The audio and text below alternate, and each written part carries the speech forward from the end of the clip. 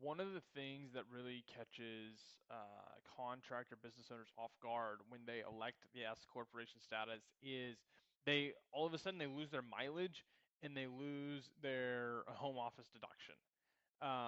So when you're, a Schedule C, when you're a sole prop, all of that home office use, all the mileage is on the truck, all of that just flows straight to the Schedule C.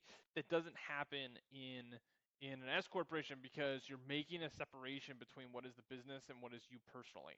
And so a lot of guys skip that step, and sometimes they'll get about the same deduction from doing actual expenses on the vehicle, so like fuel, repairs, depreciation, and that kind of thing.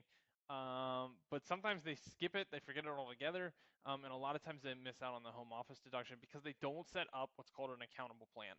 And so an accountable plan is just a way, it's a window basically to pass money back to the owner or really any employee of the business so that those expenses that they're taking on personally are still deductible for the business by being reimbursed, right? So it's about moving money back and forth from the company to you personally.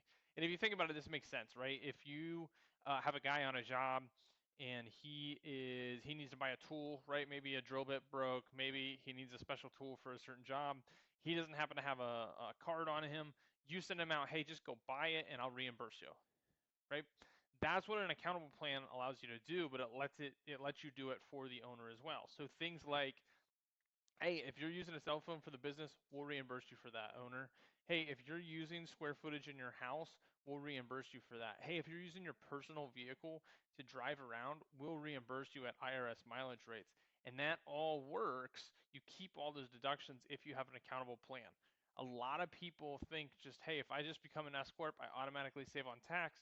You often do, but sometimes you're leaving money on the table. If you don't have an accountable plan set up, there's a good chance that you are leaving money on the table.